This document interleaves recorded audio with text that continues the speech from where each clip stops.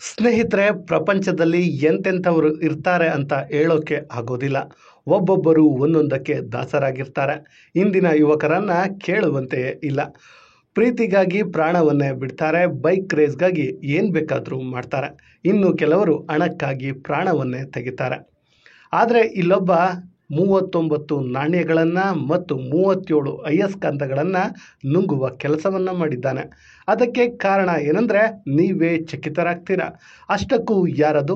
ಇಷ್ಟು ನಾಣ್ಯಗಳನ್ನು ನುಂಗಿದ್ಯಾಕೆ? ನೋಡೋಣ ಬನ್ನಿ. ದೆಹಲಿಯ ಯುವಕನೊಬ್ಬ ಕಳೆದ 20 ದಿನಗಳಿಂದ ವಾಂತಿ ಮತ್ತು ಎದೆಯ ನೋವಿನಿಂದ ಬಳಲುತ್ತಿದ್ದ.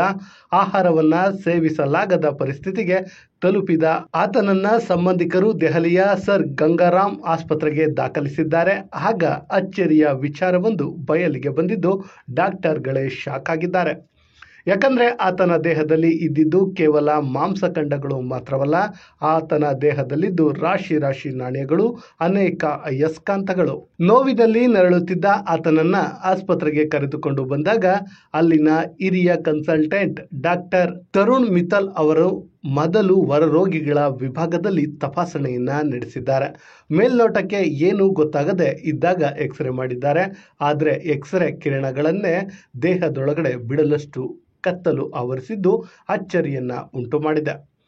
ಆತನ ಹೊಟ್ಟೆಯ ಒಳಗೆ ನಾಣ್ಯಗಳು ಮತ್ತು ಅಯಸ್ಕಾಂತಗಳ ಆಕಾರದ ನೆರಳು ಮಾತ್ರ ಕಾಣಿಸಿದೆ. ಅದರ ಮೂಲಕ ಬೆಳಕು ಹೋಗದಷ್ಟು ದಟ್ಟವಾಗಿ ತುಂಬಿಕೊಂಡಿದ್ದವು.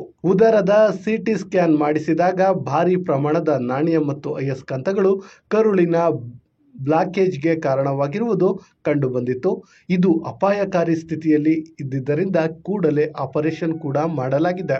ಸಣ್ಣ ಕರುಳಿನ 2 ವಿಭಿನ್ನ ಕುಣಿಕೆಯಲ್ಲಿ ಅಯಸ್ಕಾಂತ ಮತ್ತು ನಾಣ್ಯಗಳು ಇರುವುದನ್ನು ಕಂಡಂತಹ ಇವರು ಸರ್ಜರಿಯನ್ನ ಮಾಡಿದ್ದಾರೆ. ಈ ವೇಳೆ ಈ ಪ್ರಕರಣ ಬೆಳಕಿಗೆ ಬಂದಿದೆ.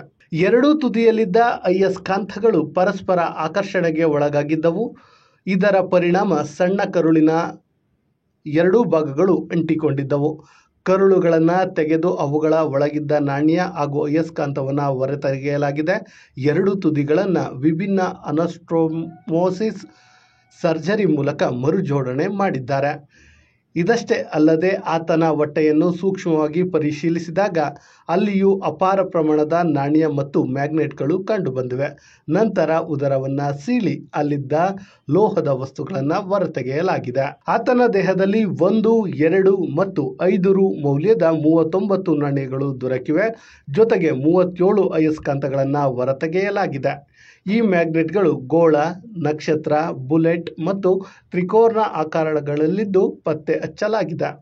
ಅಷ್ಟಕ್ಕೂ ಇಷ್ಟು ನಾಣ್ಯಗಳನ್ನು, ಅಯಸ್ಕಾಂತಗಳನ್ನು ಯಾಕೆ ನುಂಗಿದ್ದ ಎನ್ನುವುದಕ್ಕೆ ಉತ್ತರವಾಗಿ ಸಿಕ್ಕಿದ್ದು ಅದುವೇ ಸೌಂದರ್ಯ ಪ್ರಜ್ಞೆ.